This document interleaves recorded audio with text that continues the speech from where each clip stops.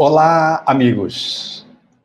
É com alegria que compartilhamos nesse momento, na expectativa de podermos acrescentar reflexões, suscitar alguns conteúdos e depois responder perguntas. Hoje é um tema, sobretudo, para responder perguntas. Allan Kardec pôde assinalar, junto com os Espíritos, em O Livro dos Espíritos, que uma das extraordinárias possibilidades que os seres humanos dispõem é de poder gozar nesta vida de um relacionamento amoroso em regime de reciprocidade. O exercício do amor expressa o desfrute que as leis naturais nos proporcionam aqui, enquanto humanidade encarnada, de poder saborear plenitude, felicidade. A palavra amor dispõe de inúmeros significados e tem vários sentidos. Mas hoje nós vamos pensá-la na perspectiva do amor romântico e poder dizer a você e àqueles que estão conectados conosco ao longo da nossa live de que o exercício do amor romântico é uma das expressões que a amorosidade propõe. É uma dos coloridos com que o amor comparece na paleta, no arco-íris com que ele se expressa. E é, sem sombra de dúvida, uma das expressões mais buscadas, mais ansiadas, mais desejadas, a despeito de também ser uma das manifestações de conteúdos humanos que mais trazem conflitos, a tal ponto de porque as relações românticas, elas desaguam numa relação de acasalamento, dos chineses poderem propor uma frase que ficou muito emblemática: o casamento é uma fortaleza sitiada. Quem está fora quer entrar e quem está dentro quer sair. Ou seja, há um incômodo no ser humano em qualquer das posições, seja ele estando vivendo uma relação romântica, seja ele estabelecendo apenas o desejo de poder vivê-la, estando em carência, na ausência do relacionamento romântico. Então, está relacionando-se ou não está, há sempre uma insatisfação. Ou, com muita frequência, comparece conflitos naqueles que estão se relacionando ou que estão desejando se relacionar, e isso se constitui um conflito, sem encontrar alguém que lhe possa compartilhar a companhia, trazendo os conteúdos para a convivência na perspectiva de um relacionamento amoroso. É importante dizer, nesse horizonte, de que todo relacionamento amoroso, ele envolve um pré-requisito fundamental para que ele logre estabelecer fecundidade, para que ele dê certo. Nenhuma relação afetiva consegue se consagrar se não houver uma antessala através da qual a pessoa deva visitar e se preparar para poder fazer essa imersão num relacionamento a dois. Eu já explico o que eu estou querendo dizer. É que, quando duas pessoas se relacionam, habitualmente elas não se relacionam entre si. Elas se relacionam com aquilo que elas projetam no outro enquanto desejos e aspirações. Elas se relacionam com alguém onde elas conhecem algumas pontuações, algumas coisas, como num quadro pontilhado, e ela preenche do jeito que ela anseia, na expectativa de um relacionamento que lhe possa corresponder às aspirações. Ou seja, ela se relaciona com uma imagem de alguém que ela criou a partir de pontos de convivência mais ou menos demorados. O inverso também se estabelece, ou seja, o outro também se posiciona assim. De tal modo que, quando duas pessoas se relacionam, às vezes, elas não estão se relacionando profundamente uma com a outra. Elas estão se relacionando com aquilo que elas julgam que a outra é. Até porque, num relacionamento de aproximação, as pessoas não mostram as suas deficiências e não se mostram inteiramente e têm muito cuidado, sobretudo, de não revelar suas dificuldades, posto que há um desejo de sedução, há uma expectativa de conseguir capturar o outro para um relacionamento afetivo e a pessoa não vai mostrar deficiências, porque isso ficaria como quem postasse no Facebook uma fisionomia escancaradamente triste, desarrumada, desalinhada. As pessoas não fazem isso, ou seja, no nosso trato social, especialmente na nossa movimentação de sedução, de conquista, nós apresentamos o vinho bom na linguagem evangélica. Nós apresentamos aquilo que temos de melhor e exageramos um pouco, às vezes, ou muitas vezes. E o outro, que vai se apaixonando, ele vai vivendo uma hipnose da paixão, uma cegueira circunstancial, e ele vai preenchendo, então, aquilo que é as lacunas que ele não conhece da outra pessoa com a qual ele está se relacionando, fazendo assim uma imagem do outro que às vezes está muito distante da realidade, o que logra estabelecer uma grande frustração quando a relação se segue, porque de repente, se esse relacionamento vai se seguindo, a convivência fica como duas pessoas meio que hipnotizadas se elas estão apaixonadas, e o relacionamento normalmente ele suscita a paixão.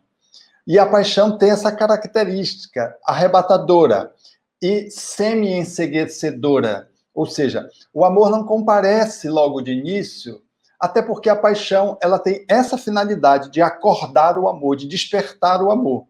Então, se as pessoas estão se relacionando apaixonadas uma pelas outras, e se elas projetaram aquilo que elas desejam no outro, significa dizer que ali, como que, estão 4 dimensões se relacionando.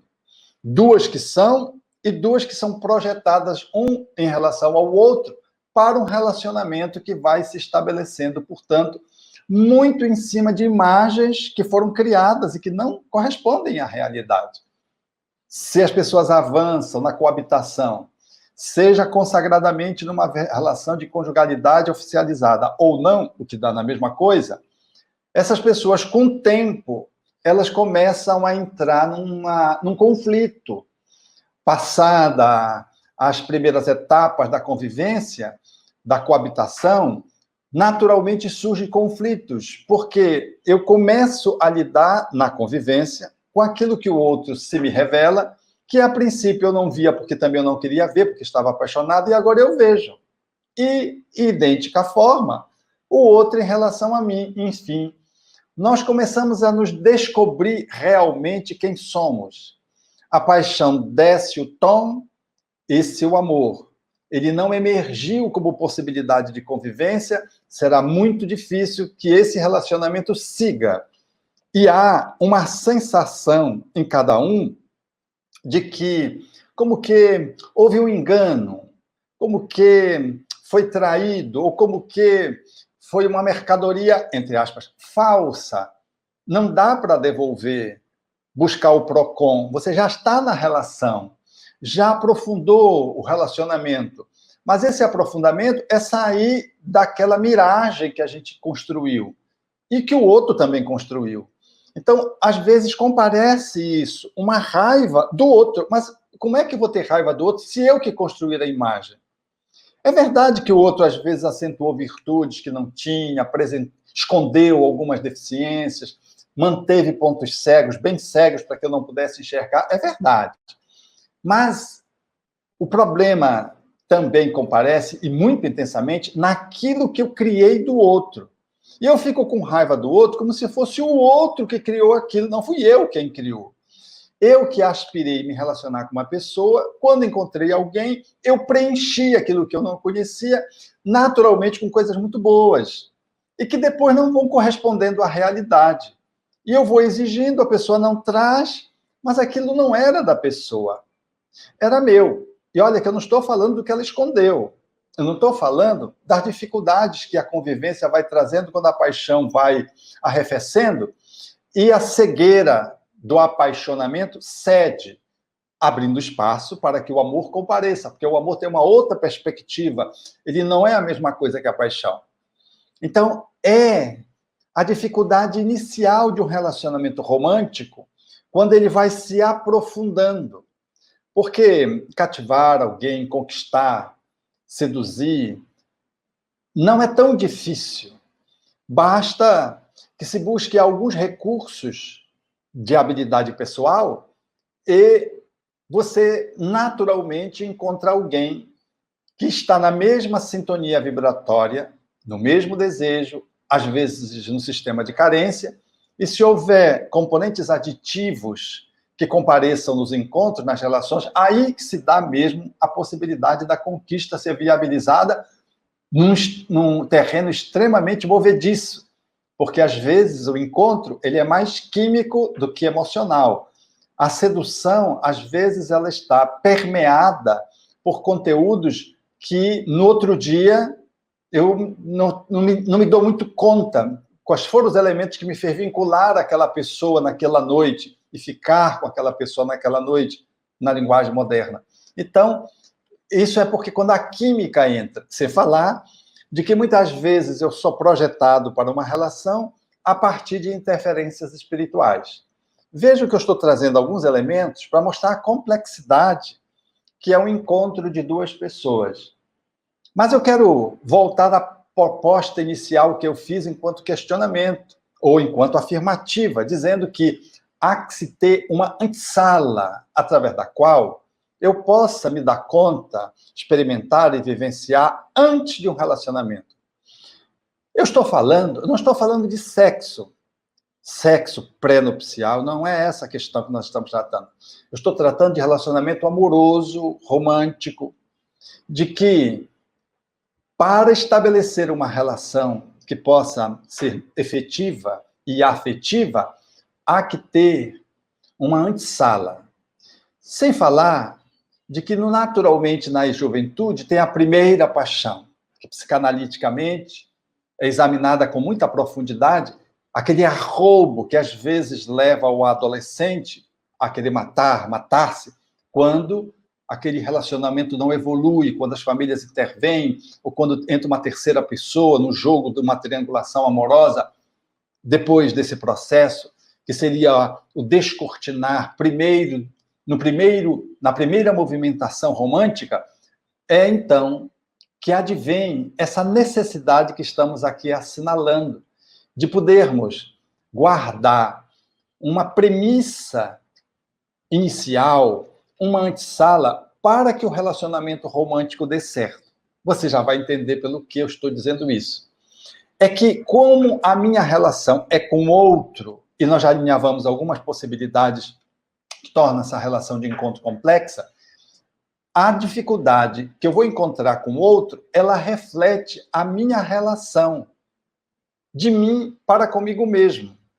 Então, é de fundamental importância que um relacionamento afetivo, para que ele possa ter esperanças de ser aprofundado, de ter outros sabores e ter desdobramentos, até numa perspectiva mesmo de conjugalidade, de filiação e composição de família, é necessário que a gente se enamore de si mesmo, de que a gente faça um movimento de autoconquista, de que a gente... Eu não estou falando de forma poética, num jogo de palavras brilhantes. Eu estou propondo um processo de autoconhecimento. Autoenamoramento, autoconquista, autosedução é igual a autoencontro. Quem não se encontrou não encontra ninguém. Quem ainda não se descobriu não vai descobrir o outro. Se eu sou meia boca comigo, como é que eu vou ser boca inteira com o outro? Se eu sou pela metade comigo, como é que eu sou inteiro com o outro? Integral com o outro? Então, há que se amadurecer, e eu estou falando agora para todas as idades, porque um relacionamento de encontro ele pode acontecer em qualquer idade, seja na adolescência, na idade adulta, na terceira idade, eu estou falando de que enquanto nós não conseguirmos estabelecer um bom movimento interno, uma boa imersão, é difícil estabelecer uma emersão de encontro com o outro. Porque, por tudo que eu levantei, em termos das complexidades, imagine as pessoas alheias a si mesmas. Então, a relação amorosa, ela vai encontrar muitas dificuldades. Porque, às vezes, são duas pessoas que ainda não se encontraram. Elas estão um terço de si mesmas, entre aspas. Como o quê? Querendo se encontrar como se fossem pessoas inteiras. Projetam suas emoções e desejos no outro. Constroem uma realidade que não é, que não está. Às vezes, inclui aditivos químicos no começo da relação. Às vezes, estão envolvidas em processos espirituais de interferência, dependendo de como é que a pessoa funciona e aonde é que ela se mete na busca dessas conquistas, qual é o jogo afetivo em que ela entretece. Então, fica muito complexo. E por isso as relações, elas são muito passageiras. E talvez por isso a gente diga ficar. Porque ficar não é ser, é circunstanciar-se com alguém. Então, estar com o outro, ficar com o outro ou ser com o outro são dimensões diferentes. Ser com o outro é preciso que eu primeiro seja comigo. Se não há autoencontro, como é que vai haver heteroencontro? Então, esse caminho para dentro de autoconquista, de autoenamoramento, de auto, entre aspas, acasalamento, significa dizer de que eu sou uma pessoa que me gosto, que estou inteiro comigo. Eu não vou buscar uma metade fora. Eu não vou buscar alguém que me preencha, que é um dos grandes problemas das relações amorosas românticas. É procurar alguém que dê conta de mim, alguém que me faça feliz. Como é que alguém pode fazer o outro feliz? Não existe isso. Isso é um relacionamento altamente perigoso, porque não tem nenhuma estabilidade. É uma usurpação. Depositar em alguém a capacidade, o poder de que ele me faça feliz. E é uma autodesconsideração, é uma autodesapropriação da minha capacidade de ser feliz. E o inversamente também é verdadeiro. É uma onipotência minha de achar que eu vou fazer alguém feliz, que eu tenho essa força, eu tenho esse poder. Eu desaproprio o outro da vontade dele e eu vou fazer a felicidade dele porque eu amo e o meu amor dá conta de tudo. Aliás, eu vi na minha jornada de vida algumas situações assim, e uma, ela não me sai da memória. Foi um casal de jovens, e depois de 7 meses deles conjugados, nós fomos chamados para uma conversa amiga, eram amigos. Então, havia tido uma terceira pessoa que entrou na relação com a menina, e ela disse-nos, eu, ele e a menina, ela disse assim: eu disse para fulano de tal que eu não o amava suficientemente para casar. Mas ele me disse que o amor dele valia por nós dois. Olha que coisa linda, poética, né? Mas é usurpação. E eu olhei para ele, ele disse, de fato. Ele achou que o amor dele era suficiente para bastar a relação. Isso é não saber dos seus limites. Isso é não conhecer e não conhecer suficientemente o ser humano e o outro. Porque ninguém preenche ninguém e ninguém é capaz de poder fazer feliz alguém. Eu posso compartilhar a minha felicidade. Eu posso ser feliz com. Porque se eu parto do pressuposto que alguém me faz feliz, eu já estou colocando a felicidade na mão de alguém. Não está mais é referente e dependente de mim. A minha felicidade depende de alguém. Se ela deixar de me amar, se ela morrer, se ela se apaixonar por outra pessoa, eu estou perdido. Eu, por minha vez, se eu acho que eu amo suficientemente por mim pelo outro, eu estou dizendo para o outro que eu sou suficiente. E ai dele que não aceite que eu seja suficiente. Vai haver uma frustração. se ele disser que não é suficiente, ou se ele procurar uma suficiência em outro lugar. Então, vejam que tem alguns pontos que já vão ficando muito claros de que um relacionamento romântico, ele só pode ter leveza e fluidez se eu dou conta de mim, se eu estou mantendo-me atualizadamente no movimento de auto-amor, que não significa dizer que eu sou suficiente, basta, não quero saber de ninguém, não é isso. É de que eu estou me dando conta de que eu sou uma pessoa inteira e vou buscar um relacionamento com uma pessoa inteira para que juntos possamos compartilhar. E até haver movimentos de complementações, mas as complementações, elas suscitam o encontro de duas pessoas que fazem cumplicidade. Não é de alguém que fica às expensas de outrem. Então, essa movimentação, portanto, ela vai nos trazendo para um lugar que nos empodera e não desempodera o outro. Me dá autonomia, mas não desautoriza o outro de ter a própria autonomia. Somos duas pessoas inteiras, não tem nenhuma metade. Essa coisa muito bonita do ponto de vista romântico, poético. Você é minha metade, uma declaração de amor, é muito legal, a gente pode usar, mas lá dentro a gente precisa saber de que a gente é uma pessoa inteira.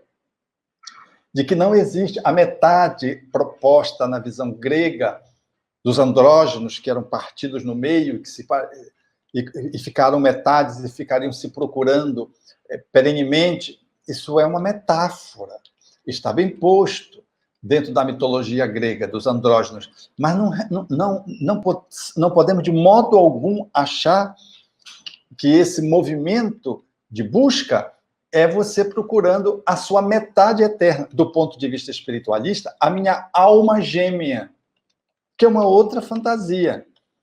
Há almas afins, há almas que se encaixam bem, mas não existe alma gêmea de ninguém, metade de ninguém. Deus não foi econômico e criou as pessoas pela metade, os espíritos são inteiros. Há algema, alma que geme, alma gemida, tudo bem, que é o sofrimento, a dor, quando eu crio essas fantasias. Eu posso me valer poeticamente de falar da alma gêmea, construir uma fala, uma declaração de amor, tudo bem, isso do ponto de vista romancesco, do ponto de vista poético, lírico, cabe. Mas do ponto de vista da minha consciência, eu preciso saber de que o outro é um outro. E eu sou uma outra pessoa, um outro espírito reencarnado. A nossa visão, portanto, romântica, ela vai rompendo os limites que nós habitualmente damos quando estamos olhando essa temática, para compreendermos que nós estamos lidando com espíritos. E que há, dentro dessa dinâmica, reencontro de espíritos. E há. Que não é a metade. Que, às vezes, aquilo que acena como sendo o meu grande amor, às vezes é o meu grande resgate. Às vezes é alguém que é vinculado a você, mas não tem nada do que você está pensando, que é o seu céu que você encontrou. Apresenta-se como um céu, mas depois, entre aspas, traz o inferno, que você e a outra pessoa construíram no passado, porque tudo que eu faço com o outro na vida estabelece-se como, na consciência, como processos de arquivamento em débito-crédito que eu levo para frente. E ninguém lesa ninguém sem lesar a si mesmo. E eu reencontro aquela pessoa em algum tempo da minha vida reencarnatória adiante, seja na posição de parceiro a parceiro, seja na posição de filiação, de mãe, eu vou me encontrar, porque ninguém assalta coração de ninguém e fica indene perante a consciência cósmica e a própria consciência.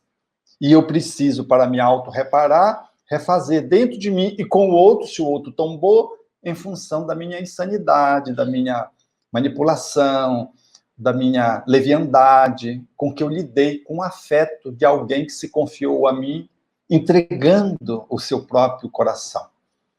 Então, há que se ter muita compreensão que dentro da lei de causalidade, é justo possamos ter essa compreensão de que somos espíritos reencarnados nos relacionando. E de que tudo que fazemos um com o outro repercute em nós mesmos, e ainda que a gente não veja mais o outro, a gente segue. E de que, portanto, lidar com a afetividade numa vinculação romântica envolve responsabilidade. Já que, se eu lidar com essa relação, manipulando, traindo, lesando o outro, tudo que eu faço para o outro é para mim efeito eco. E se o outro não tem recursos para se autodefender e tomba no desequilíbrio, na perturbação, no transtorno mental ou no suicídio, contabiliza-se na consciência do agressor, da agressora, que violou a relação afetiva, se agiu com inconsciência, se agiu sem observar a responsabilidade, o respeito, que são ingredientes que fazem parte do processo relacional. Portanto, não é uma mercadoria que eu estou me envolvendo, é uma pessoa. Muito embora muitas relações românticas, elas às vezes elas são tão precárias que elas são só físicas. A gente não se dá conta que se vinculou ao outro, ou o outro se vinculou a mim, por conta do corpo, e só pelo corpo. Elas são sem futuro, descartável, porque o corpo envelhece, adoece, se transforma. Dizia um amigo que, por questão de economia, ele só namorava a pessoa feia, porque a pessoa feia tendia só, a pessoa bonita em feia, e a pessoa feia só aumentava. Ele fazia um jogo de palavras para caracterizar de que não adianta a gente se enganar e casar apenas com a beleza física de alguém, porque economicamente você vai levar prejuízo. Então, é de bom tom que tenhamos a compreensão de que somos espíritos. Se nós nos relacionamos com o outro só por conta da estética, é um relacionamento precário. Se eu me relaciono por outro por conta apenas de um prestígio, é um relacionamento precário. Eu não me relaciono pelo outro, eu me relaciono pelo prestígio que ele tem. Se é pelo dinheiro, eu estou fazendo, às vezes, apenas um investimento na bolsa, não no coração. Se é por conta do status, eu estou fazendo alpinismo social, usando o romântico, ou manipulando, se isso é consciente. Na maioria das vezes não é consciente. Há também as manipulações, as estratégias, que são bem urdidas, notadamente em pessoas psicopatas, que têm uma deficiência de caráter. Elas são sedutores, convincentes, se dão bem com todo mundo, mas elas não têm nenhum sentimento de sensibilidade para sentir remorso, para se importar com o outro. Elas vão ao encontro dos objetivos que elas traçam para si mesmas, sem nenhuma possibilidade de se sentirem depois culpadas. São personalidades antissociais que, às vezes, tem 1 a 3%. A cada 100 pessoas, tem 3. 1 a 3 pessoas que se manifestam estatisticamente que têm essa característica. E que, nas relações românticas, elas dão muito trabalho, porque elas passam, às vezes, de forma cruel por cima de você. E não sentem nada. E a gente tem que estar muito atento. Então, veja o que eu estou traçando, e hoje é o chamado Dia dos Namorados, né? Equivocadamente, porque se namorado tivesse dia, nós estávamos fritos, era um dia do namorado só. Eu diria que, às vezes, a gente constrói dias e a gente acaba ficando aprisionado nesses dias, o que é muito ruim. Salvo se ele pudesse servir de reflexão para a gente aprofundar o entendimento do que é namoro. Todavia, nós precisamos compreender o que é que nos vincula a alguém. É só o corpo, é o status, é só o prestígio, é o dinheiro, ou é o sexo? Já que nós estamos tratando de relacionamento amoroso, é indispensável considerar a dimensão erótica. E, às vezes, é apenas dimensão erótica. E, às vezes, é uma dimensão erótica que comparece para tentar trabalhar uma carência. Há muitas pessoas que se entregam ao outro, mas elas querem braços, elas não querem sexo. Mas nem elas sabem de que elas estão buscando o braço dos pais, das mães, da mãe do pai que não tiveram, e essas pessoas se entregam ao relacionamento inconscientemente, exercem o sexo, mas não conseguem plenitude. E a relação, ainda que sexualmente seja prazerosa, pujante, notadamente se o casal tem uma boa interação e tem uma boa sincronicidade de idade, é natural que isso seja muito efervescente. Todavia, não é suficiente para levar um relacionamento adiante. Porque não é uma relação romântica, é uma relação sexual. Às vezes a gente traveste de romântica, mas ela é só sexual. há uma pujança picante de libido muito presente no e no outro, o relacionamento é muito intenso do ponto de vista sexual, mas é pobre de cumplicidade, de diálogo, de respeito, de cuidado, de atenções, né? Caracterizando, portanto, que é um relacionamento mais físico. Por isso os espíritos trataram Allan Kardec, quando trataram do acasalamento, de que às vezes os casamentos que são só corpos, eles não sobrevivem. De que as relações, para se sobreviver, têm que ser de alma a alma. Vejam, é a dimensão da subjetividade. Eu não estou dizendo que a relação romântica, você vai pegar uma pessoa feia que dói para se relacionar, porque é a alma que vai encontrar a outra. Até pode ser, porque quando a gente encontra a alma que a gente ama, independente de como ela se apresente, a gente ama e a gente nem sabe como é que se apaixonou por uma pessoa tão feia. Ou uma pessoa que às vezes está tão fora, feio, que eu estou falando do padrão cultural do lugar onde você vive. E você fica pensando, como é que eu fui me apaixonar? Ou depois você continua se perguntando, mas puxa, já casou, seguiu a vida muito bem. E a gente fica olhando, tem um bonito e um feio na relação. Não sei se vocês já viram isso por aí. Aqui no Pará quase não tem. É um bonito e uma feia, uma bonita e um feio. A gente fica, a gente fica achando como é que o bonito ou a bonita casou com aquela fealdade. É porque são almas que se encontraram.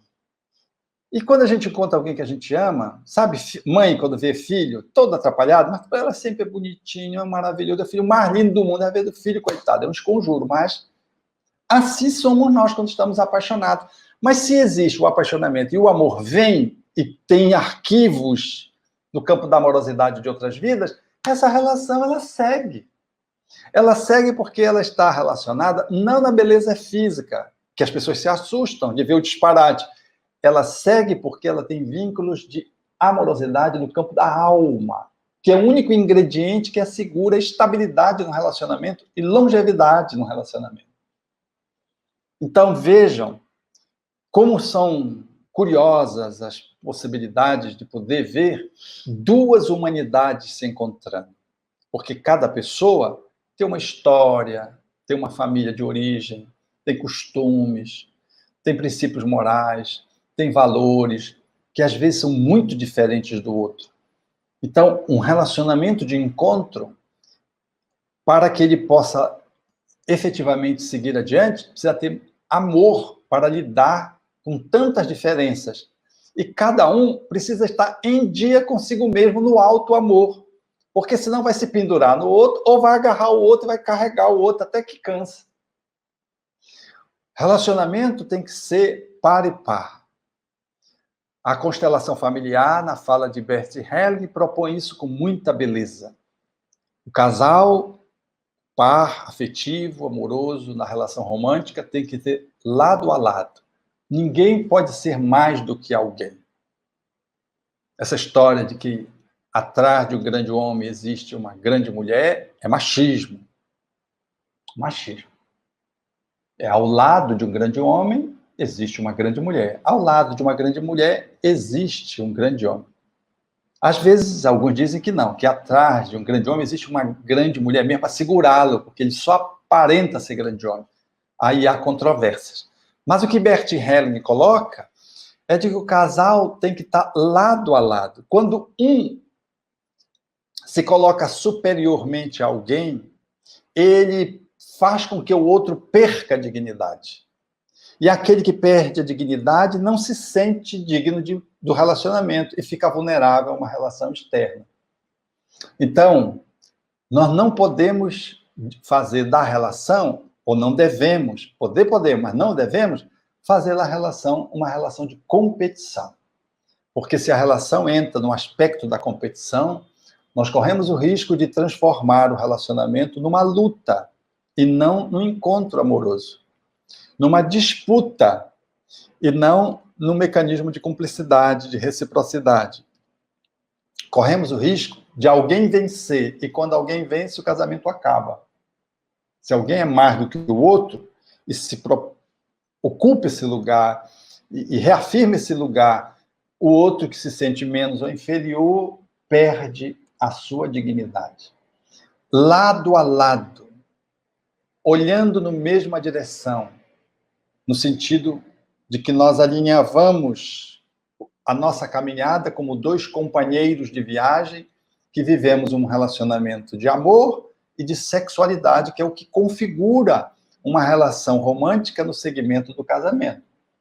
Então, como somos duas humanidades que vamos nos encontrar, nós precisamos estar muito apropriados da gente mesmo na relação de auto-amor, aquela relação de premissa básica para o relacionamento, de antessala, e o outro também, para que a gente projete menos no outro fantasias, para que a gente olhe o outro na sua realidade humana e espiritual com que ele se apresente, para que eu não logre olhar no outro aspectos que ele não tem e nem deposite nele determinadas funções que não lhe cabem.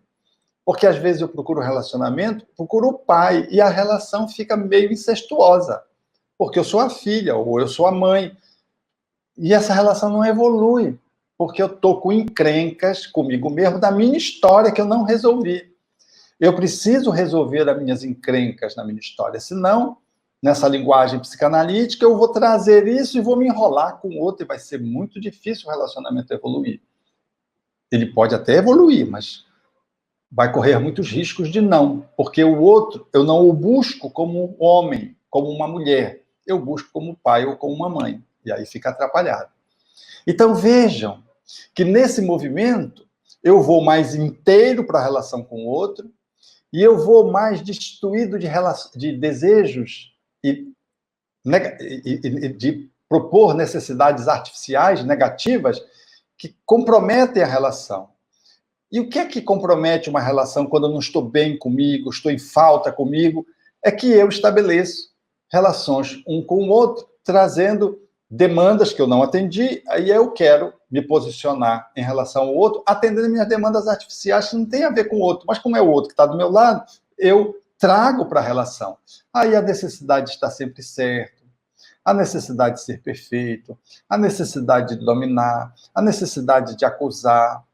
São conteúdos que não fazem parte saudavelmente de um relacionamento, mas eu quero me colocar diante do outro, e aí eu trago isso. Aí eu quero ficar todo o tempo controlando o outro. Eu quero mudar o outro. Eu tenho a pretensão de que eu quero mudar o outro. Um relacionamento que não respeita as individualidades, e cada individualidade tem os seus direitos, e tem os direitos antes de se encontrarem. E direitos são direitos, eles não podem ser barganhados, eles precisam apenas ser respeitados. Nós podemos trocar, mas não podemos impor ao outro. E ter a pretensão de que eu vou fazer a cabeça do outro. Do ponto de vista religioso, por exemplo, Emmanuel traz informações interessantíssimas e, às vezes, que nos chamam bem a atenção pela intensidade da sua fala, da sua escrita, quando ele propõe de que, quando eu quero converter alguém, mais vale um gesto de bondade do que estabelecer ao outro o constrangimento para que o outro assista 10 conferências sem que ele queira. De que mais pesa um ato de sacrifício do que eu obrigar alguém a ler 20 livros. Eu quero que o outro se converta. Então, diz Emmanuel, a necessidade é de autoconversão, não é de heteroconversão. Se eu quero passar uma mensagem daquilo que eu abraço enquanto confissão de fé, eu devo trazer para a relação através da minha transformação, não através da palestra do livro que eu quero que o outro se converta. E eu ainda me converti. Ou, se me converti, não me transformei. Eu sou um adepto. Mas sou um adepto michuruca, sou um exemplo de mau exemplo daquela doutrina que eu abraço.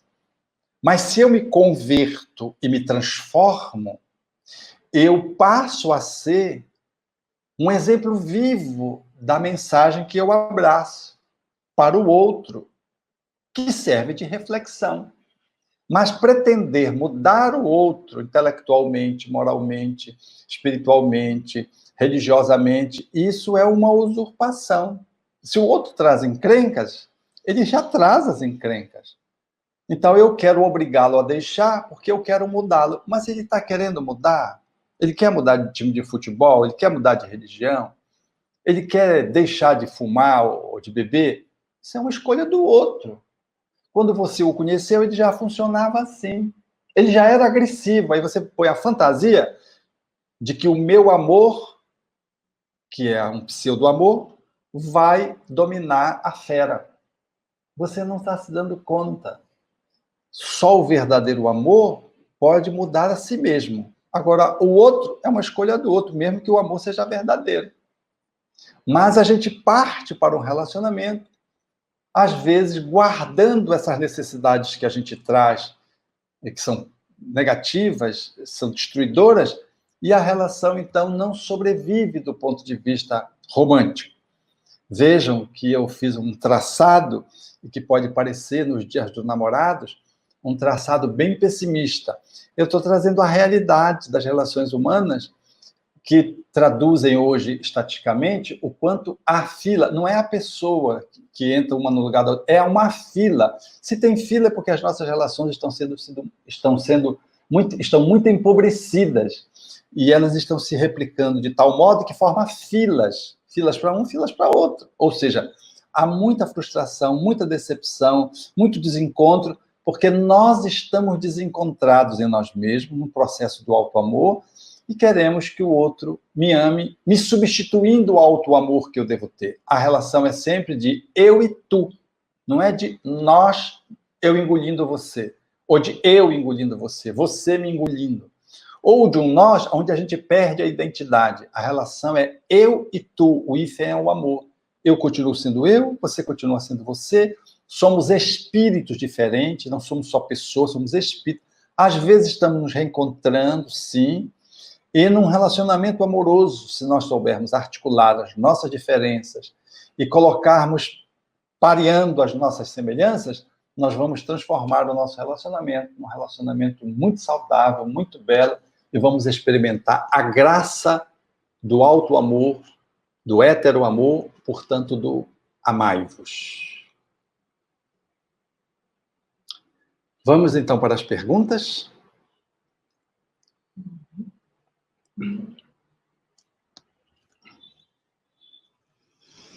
A Márcia Silva, ela pergunta: como enamorar-se novamente pelo cônjuge que se tornou amigo, irmão?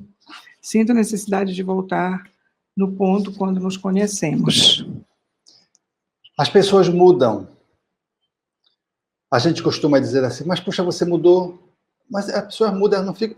O rio não é o mesmo quando eu desço ao rio, na metáfora de Heráclito, filósofo grego.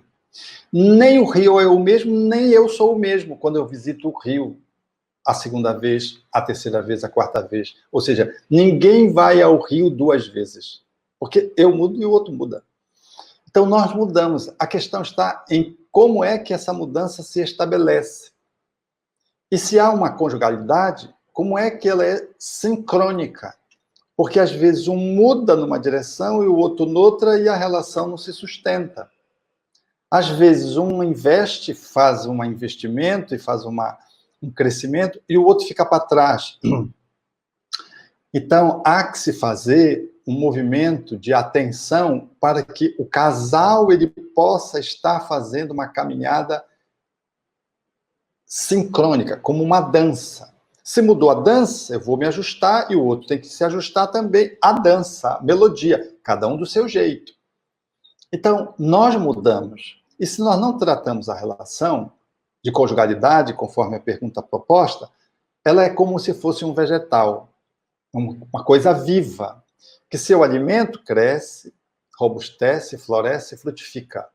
Mas se eu descuro, se eu deixo que o sol seja impiedoso, que as pragas tomem conta, que eu não alimento com a água os fertilizantes, ou seja, se a relação ela fica descuidada das atenções, dos cuidados, do carinho, dos pequenos gestos, da afetividade que às vezes se ausenta, do distanciamento, se não entra esse conjunto de elementos que funcionam como esses ingredientes que alimentam o vegetal e fazem com que ele floresça, a relação começa a minguar, adoece e depois morre.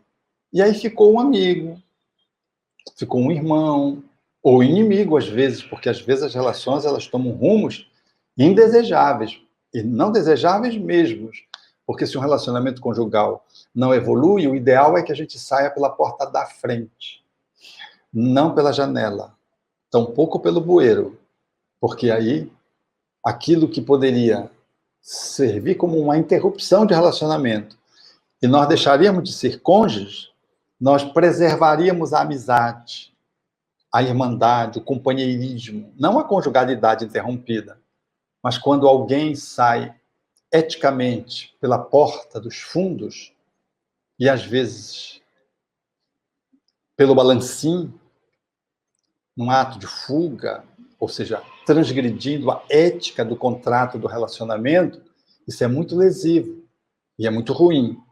Mas se nós cuidamos da relação, não temos por que sair, nem pela porta da frente, não tem por que sair. A conjugalidade ela deve crescer e a relação ela se solidifica e avança. E ela é sempre resultado de uma interação dupla, porque ninguém casa sozinho. Por mais que você queira casar por você pelo outro, você só pode fazer a sua parte. Se o outro não quiser, não tem como o relacionamento evoluir. Agora, você impacta o outro positivamente ou negativo? Impacta. Por isso que em toda interrupção de relacionamento, cada um tem a sua parte. Ninguém é vítima. Por inteiro. A Rúbia Correia, amiga lá da Bélgica, ela pergunta: o amor também não é deixar livre e renunciar, sublimar, quando a relação não dá mais para continuar juntos? Isso deveria ser eticamente um bom caminho. Quando a relação romântica se compromete, se desgasta, e quando um dos componentes quer abandonar a relação, ele tem o direito de abandonar a relação, e aquele que fica, se ama, cede em nome da liberdade do outro e do amor que ama. Esse é o caminho ideal. Mas o que acontece habitualmente? Ao invés de nós contratarmos a separação, o desenlace, o desatamento do laço, a gente puxa e arrebenta o nó. A gente sai pelo conflito. Seja porque alguém quer aprisionar o parceiro ou a parceira, seja por alguém que sai para uma relação extraconjugal, que habitualmente fica a serviço da separação. Então, o casal, ele precisa conversar muito, para que ele possa tratar da conjugalidade, a fim de que esse relacionamento não adoeça. Emmanuel distribui em 3 etapas o relacionamento de conjugalidade, que vai na dimensão do divórcio. Ele chama de alterações afetivas, é quando o relacionamento começa a apresentar dificuldades em função da história de cada um que não está sendo bem tratado. Desajustes, quando a gente descamba para posturas que são posturas de desamor, de desconsideração, de dilapidação da relação, e depois o tédio, quando há indiferença da relação. E o divórcio vem como consequência. Então, é um adoecimento. Se eu não me dou conta do adoecimento, a relação continua, porque às vezes a gente não quer tratar do problema. A gente evita, faz que não vê, vai levando com a barriga, cria resistências interiores, isso não resolve. A melhor forma de resolver o problema é tratar, é conversar, dialogar, olhar para a realidade. Porque o problema que eu acho que eu vou resolver só ganhando resistência, eu não estou resolvendo da outra parte. A outra parte não está fazendo o que você está fazendo. Se eu estou fazendo o que eu não vejo, não deixa de estar existindo, porque eu faço o que não vejo ou fecho os olhos. Se eu simplesmente vou levando com a barriga, eu não estou fazendo nada, estou só levando com a barriga. Mais dia, menos dia, aquilo estoura. Então, a evitação da ruptura é o desenlace, na linguagem do espírito Joana de Ângeles. É melhor desenlaçar do que romper, diz o espírito André Luiz. Porque a ruptura, ela gera sempre um nó que fica de um lado e esgarçamento do outro. Aquele nó pertence aos dois. O esgarçamento pertence aos dois. Nós vamos nos revisitar um dia, em alguma vida, para refazer essa encrenca que ficou pendente, seja na posição de cônjuges, o que é muito frequente, seja em uma outra posição na constelação familiar. Agora, se eu consigo falar, tratar, e um dos parceiros não quer mais o relacionamento, cabe-nos respeitar o parceiro e poder deixar que o outro vá em nome do amor. Mas é que, como nós não dialogamos suficientemente e não se traz a verdade inteiramente, acaba que o relacionamento ele vai para uma interrupção de uma forma indesejável. E mesmo havendo o amor de um lado, há um choque, um estremecimento, porque a forma como a relação ficou interrompida foi uma forma que, às vezes, não respeitou a ecologia de uma relação que seguiu longo tempo e que, de repente, é interrompida de uma forma inadequada. Mas se o casal tivesse essa ciência, pudesse dialogar exaustivamente, tratar o relacionamento, impedindo que ele seguisse no adoecimento, e ainda que ele seguisse no relacionamento, esse casal teria condições de fazer uma interrupção honrosa da relação, saindo pela porta da frente, mantendo a amizade ou, no mínimo, o companheirismo, sobretudo quando há filhos. Enfim, minimizando consequências, porque sempre uma separação, ela gera desconfortos para um ou para ambos. E isso pode ser evitado se nós conseguirmos dar conta de poder dialogar, o que é muito difícil num relacionamento de conjugalidade. A gente fala muito, mas dialoga muito pouco. O Robson Costa pergunta, doutor Roberto, quando uma pessoa decide viver só, sem constituir família, qual o impacto para ele na espiritualidade? É possível não ter programação no mundo espiritual de uma família? Parece que esse vai ser o tema do nosso próximo encontro, semana que vem. O tema do nosso próximo encontro vai ser exatamente esse, Robson. Solteiros, descasados, separados, viúvos, o que fazer quando eles estão dentro do lar? Como é que é a dinâmica deles? Esse vai ser o tema do nosso próximo encontro. Então, eu vou convidar o Robson e os outros internautas para participarem dessa live, que vai incluir a pergunta que ele fez. Há programação para isso? Ou é escolha? E se é escolha, como considerar essas escolhas? Tudo isso nós vamos tratar, porque os espíritos trataram isso com muita beleza com Allan Kardec, e as outras obras que se são subsidiárias ampliaram a percepção dessa realidade. E o mundo moderno nos ajuda a entender muito mais esses perfis de movimentações no campo do relacionamento amoroso que sucede ainda nos nossos dias, até nas relações onde as pessoas se fecham por vários motivos que nós vamos tratar, ou querem e não conseguem. Vamos tratar no próximo encontro. Robson. O Birajara Carvalho Cruz pergunta, em muitas encarnações de almas afins são postergadas, em alguns casos, para o progresso espiritual de ambos? Essas encarnações de almas afins são postergadas. Às vezes, almas afins, elas se relacionam para consolidar a afetividade. Porque duas pessoas que se amam em regime de afinidade, elas produzem muito, muito. Mas pode acontecer de que uma estabeleça uma missão para si mesma, para resgatar alguém, ou para viver uma situação solitária, por exemplo, e o outro funcione como tutor, às vezes fica como o benfeitor espiritual, o guia espiritual, e tem como que uma relação ali de acasalamento, como que é um vínculo de almas, mas que não é um vínculo de natureza corpórea naquela encarnação, aonde alguém se vincula conjugalmente a alguém, tendo como tutor a alma que lhe é afim desencarnada. E, às vezes, isso está posto em função dos objetivos que a reencarnação entretece. Na maioria das relações na Terra, segundo os espíritos, elas são provacionais, ou seja, nós estamos aprendendo um com os outros. Há a esmagadora. Há um percentual menor de relações que são frequentes, de relacionamentos sacrificiais, onde vem uma alma superior e resgatar uma que é inferior. Casa para poder puxá-la para cima, na convivência, no exemplo, na dinâmica da conjugalidade. E há casamentos que já são raros, que são os afins, são essas almas que se conjugam pela simpatia, pela afinidade, e consolidam as suas afeições. E raríssimos são almas que se vinculam transcendentemente. Almas de um nível espiritual superior, que estão vinculadas, e elas se conjugam para trazer benefícios à humanidade.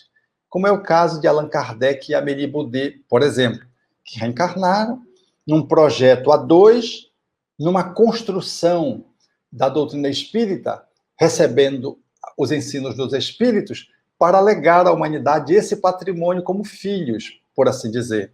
Não tiveram filhos biológicos, mas geraram essas obras que foram mais de 20 que Allan Kardec escreveu, dentre elas 5 fundamentais, básicas, que ele publicou. Então, nós vamos encontrar os espíritos alinhavando no mundo espiritual esses modelos de casamento, como também, nessas vinculações, tem aquelas vinculações acidentais, onde os espíritos não planejaram no mundo espiritual, nenhuma dessas modalidades está prevista, e eles se encontram no mundo corpóreo e estabelecem relações acidentais movidas por interesses menores, ou às vezes por afinidades, por sintonia. Eles se encontram, almas afins, e se estabelecem um vínculo amoroso dentro da encarnação vigente, sem que tenham feito uma previsão, um planejamento no mundo espiritual. Ou seja, nem todas as relações românticas, elas são alinhavadas no mundo espiritual, como nem toda conjugalidade, ela é planejada. Você pode suprimir um planejamento ou casar-se sem que isso já tivesse posto antes de você reencarnar. Você pode reencarnar com um projeto, altera esse projeto e inclui um casamento que não estava posto. Essa capacidade, essa liberdade que temos de poder replanejar o planejado, dá-nos a dimensão do quanto nós somos obreiros de nós mesmos e o quanto nós não somos máquinas, e o quanto o destino é uma construção que você vai fazendo a cada dia, a despeito de um plano, de um esboço que você estabeleça no mundo espiritual.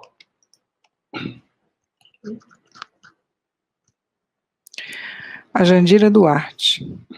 Magias e amarrações para destruírem relacionamentos, casamentos, se tornam eficazes porque já estava planejado para a encarnação esse fim, ou há, de fato, uma interferência espiritual?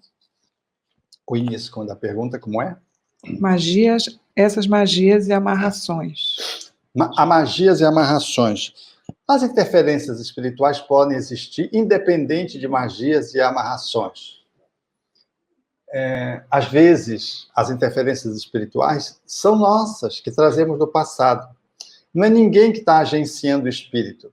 Nós temos, assim, do ponto de vista do costume humano, de buscar uma vítima para se responsabilizar pelas nossas interrupções conjugais ou de relacionamentos amorosos. A gente sempre acha que alguém está fazendo macumba, é a expressão que se usa.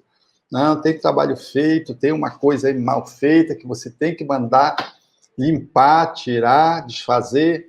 Isso faz parte de uma cultura, e é uma cultura também de desculpismo, porque quando a gente coloca em alguém que é o macumbeiro, a gente está numa posição confortável, porque não é a gente, é o macumbeiro que mobilizou o espírito, e nós dois que estamos nos separando não temos responsabilidade. Ainda que existisse, e existe, pessoas que agenciam espíritos, a motivação da separação não são os macumbeiros, não são os agenciadores. Somos nós que abrimos campo para que as interferências se dêem. E não vamos desfazer esses processos procurando outro macumbeiro, ou mesmo macumbeiro, cobrindo com recursos, porque esse é um submundo. É como se eu estivesse lidando com o tráfico da miséria, de droga, e eu começasse a trabalhar isso fazendo aliciamento, cobrindo e lançando mão da mesma ética dos traficantes. Então, não é esse o caminho. Nós não devemos ficar, de modo algum, fixados nisso, porque isso é um chamariz para que a gente se disperse, fique na posição de vítima e não faça o que precisa fazer. Se a relação está tendo interferências, vamos olhar para nós dois, vamos a trabalhar. Podemos incluir e devemos, mas sempre secundariamente. Porque uma interferência só consegue se imiscuir na relação quando nós abrimos espaço para que ela se imiscua. Allan Kardec usava uma metáfora muito interessante. ele dizia, não adianta espantar as moscas. É melhor curar a ferida. Se eu espanto a mosca, um espírito vem outro. Então, se eu curo a ferida, a mosca não sente, o espírito não tem sintonia. E das interferências espirituais que acontecem e que efetivamente catalisam a negatividade que já existe na relação, as piores não são essas agenciadas, são aqueles inimigos pessoais, que às vezes até se vinculam a macumbeiros para nos prejudicar, mas o objetivo dele é a gente, não é o que o macumbeiro vai lhes oferecer em termos de oferendas materiais, no comércio econômico e espiritual inferior. Não. Ele quer nos destruir, ele quer nos separar, ele tem um sentimento de apropriação pela gente, como se nós fôssemos dele ou dela. E aí, esse ciúme, essa posse, ou esse ódio do espírito que a gente lesou no passado, esses são os mais difíceis. Porque esses não são agenciados por ninguém, eles já existem. E quando eles nos encontram, eles ficam vigilantes para tentar intervir na relação quando se abre um espaço, quando se abre uma ferida. Por isso, todo casal precisa sempre manter vigilância e oração. Muita atenção. E devemos orar. E orar não é bater boca, repetir palavras. Orar é abrir a alma do diálogo com o divino para pedir ajuda, envolvendo a casa, o lar nas vibrações superiores dos bons espíritos, envolvendo entidade necessitada, se a gente identifica, seja essas vinculadas a gente, seja há algumas que foram agenciadas por pessoas que vivem esse campo da espiritualidade infeliz, inferior, que são os macumbeiros. E eu não estou falando dos ubandistas, absolutamente, eu quero aqui fazer uma boa diferença, porque as pessoas confundem a Umbanda, os movimentos afro-brasileiros, o candomblé, são atividades respeitáveis, porque todas elas focam no bem. Eu estou falando da magia negra, ou da magia, né, propriamente dita, que objetiva sempre o comércio das coisas e o mal, porque para beneficiar alguém eu tenho que prejudicar a outrem, e está sempre envolto o dinheiro. Todas as vezes que entra o dinheiro, entra o comprometimento da mediunidade, que passa a ser assessorado por espíritos desse teor inferior, porque os bons espíritos, eles não mercadejam com a mediunidade, eles não comercializam com a mediunidade. Todavia, o casal, voltando à pergunta, eles precisam estar muito atentos a eles. Nós temos que nos preocupar mais conosco do que alguém que esteja fazendo interferência. É a mesma coisa que uma pessoa encarnada entrar, fazer uma triangulação amorosa. Só entra o encarnado se o casal, enquanto o casal está frágil. Aí entra uma terceira pessoa. Então, a gente não vai ficar vigiando quem quer entrar, a gente vai fortalecer a nossa relação. Porque se a relação está fortalecida, uma terceira pessoa, que às vezes é do passado e que comparece numa triangulação amorosa que já existiu anteriormente, ela não encontra possibilidade de se introjetar na relação, porque há uma vigilância e há um cuidado, um amor cultivado crescente. E a pessoa que chega, ela acaba que ocupa o lugar que ela precisa ocupar. Ela vai ser o amigo do casal e pronto. E vão superar uma ameaça possível de um relacionamento ser interrompido por conta do reencontro de uma alma que reencontrou o par do qual ela tem vínculo com um e se encontrou o casal vulnerável, ali há uma ameaça. O Espírito Emmanuel dedica uma página para estudar esse processo, chamando-nos a atenção da vigilância, do cultivo do bem-estar, do amor. É nesse momento, diz Emmanuel, que mais nós devemos nos apoiar um ao outro para resguardar a relação romântica e a família, por extensão, com os filhos, se já existem, para que eles não sejam assaltados por uma aventura que sempre vai deixar sequelas ou feridas, se vocês preferirem, que vão se arrastando, às vezes, e passam de uma para outra vida.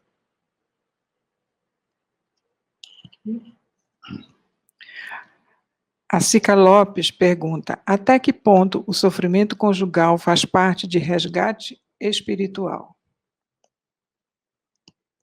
O casal avalia a possibilidade de se aquilo que está sendo gerado pelo casal foi gerado no aqui e no agora.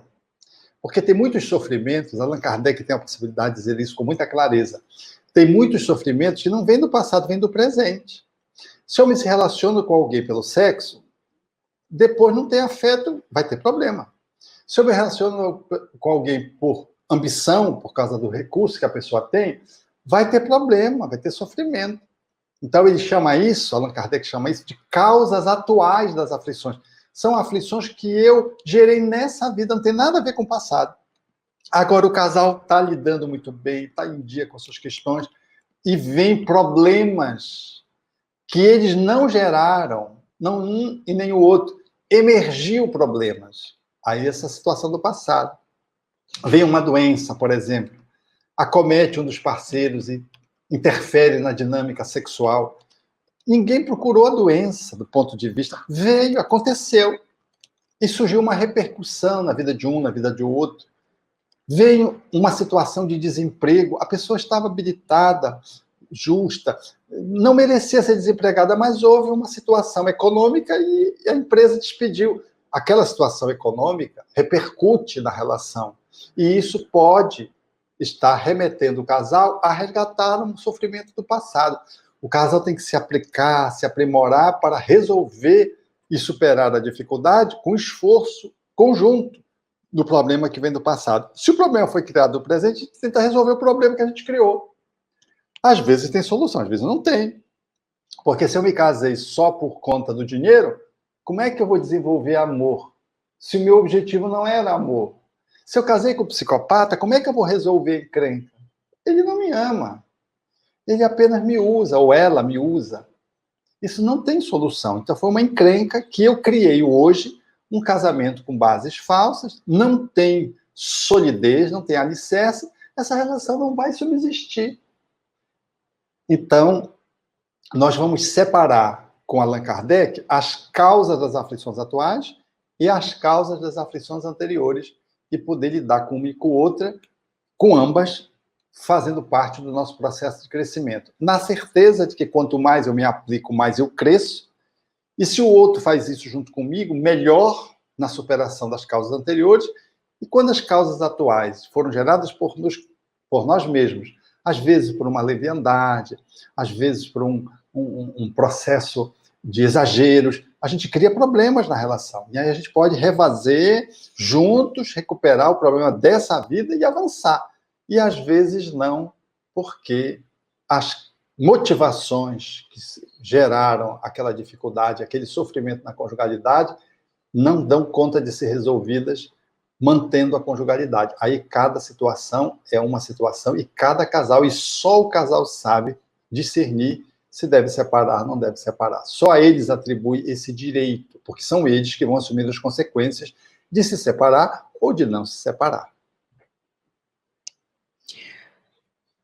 Nessa perspectiva que tu estás colocando, a Helenice pergunta, Helenice Moreira, quando o casamento se mantém só pela família, será que vale a pena? O casamento não se mantém pela família habitualmente.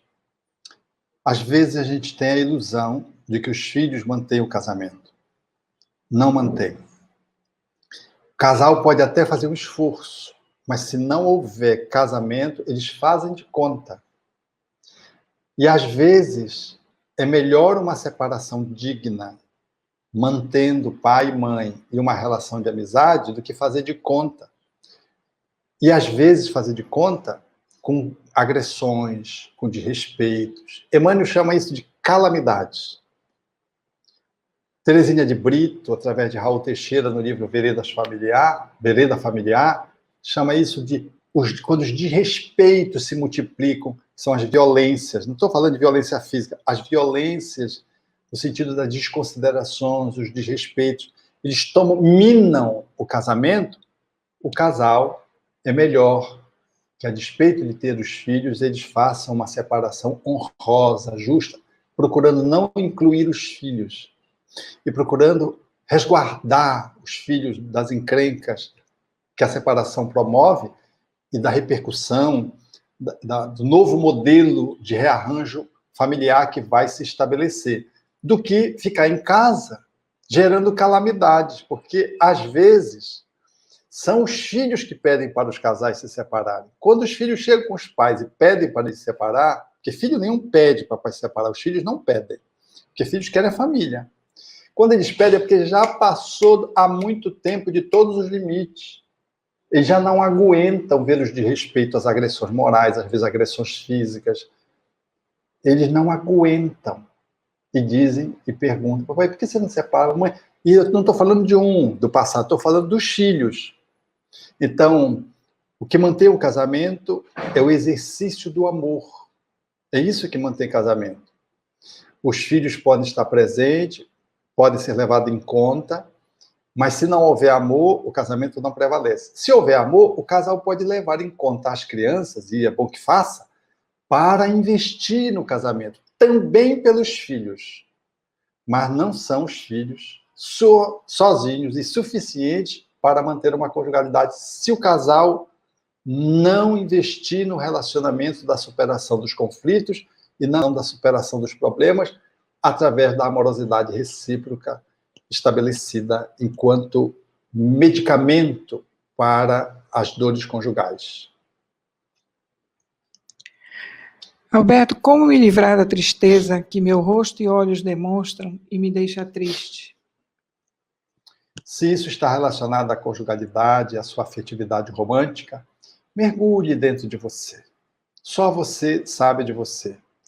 Olhe-se no espelho, contemple-se um pouco.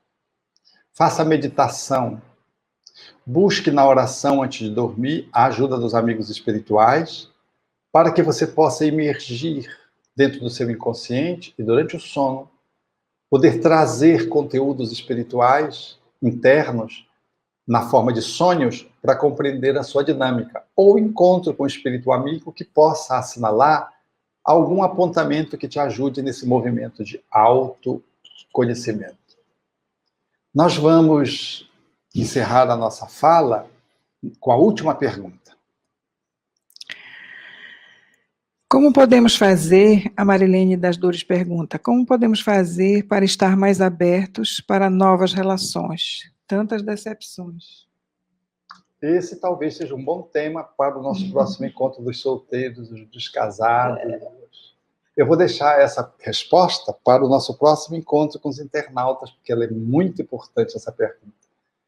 Aliás, ela demorou a vir essa pergunta, porque ela sempre vem, porque ela é da ponta da maioria.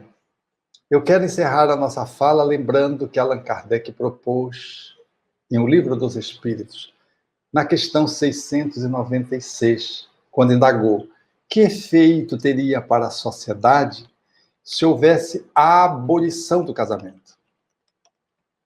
Uma pergunta bem atual, porque o pessoal questiona o casamento, alguns dizem que ninguém devia casar. Kardec fez essa pergunta aos espíritos. O que seria para a sociedade se houvesse a abolição do casamento? E os espíritos responderam. Seria uma regressão à vida dos animais.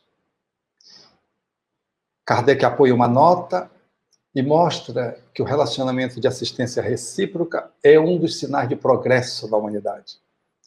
Abolir o casamento era regredir mesmo até abaixo de alguns animais que dão sinais de uniões constantes, diz o codificador.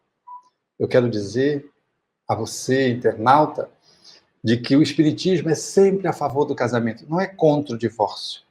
Não há no espiritismo indissolubilidade conjugal. Isso é uma criação humana, não é de Deus. Se não há amor, o relacionamento não prevalece. E é ético encontrar a separação.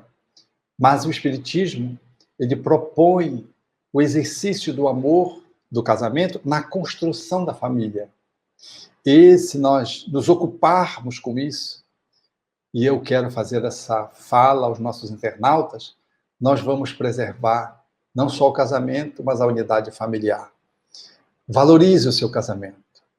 Não espere os dias das celebrações habituais, quando você casou, das núpcias, o aniversário de casamento, aniversário de um e de outro, dia dos namorados, para cuidar da sua relação. Cuide. Porque uma relação, ela só é grande quando, no pequeno, a gente trata ela como uma coisa grandiosa. Mas vale o cuidado contínuo, as atenções, o respeito, os pequenos gestos de ternura, do que grandes presentes em datas comemorativas com ausência e indiferença ao longo do resto do ano. Cuide do seu parceiro, da sua parceira. Não é só ele que merece você, você merece ele também. Quando eu ouço os conflitos conjugais, um e outro, um falando mal do outro, no final eu sempre chego à conclusão, quase sempre, eles se merecem. Nós não somos pessoas especiais em relação ao outro. O outro está crescendo, a gente também. E se a gente se acumplicia, é tão bonito quando o casal cada um se supera, esperando menos do outro e dando mais de si, acontece esse fenômeno extraordinário. A relação se transforma, porque a gente decide fazer o que a gente precisava fazer, ao invés de ficar esperando o outro fazer para eu fazer. E na pior das hipóteses, se eu transformo-me e o outro não, e a relação empaca, eu fiz o que podia. Saio com a consciência tranquila, grandioso, grande, e saio melhor para um outro relacionamento que, às vezes, dá a oportunidade de eu encontrar alguém que me mereça num outro nível e que eu mereça no outro nível.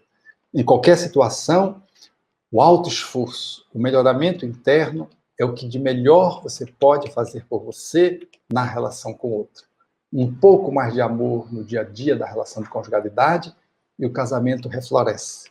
Um pouco mais de cuidados, as pequenas atenções, os pequenos gestos, eles fazem o relacionamento florescer. Conversar bastante, mas agir correspondentemente. Ir à exaustão no diálogo. Um bom casal é aquele que conversa inesgotavelmente. Quando a gente perde o gosto de conversar, é sinal que um vazio se já estabeleceu na relação.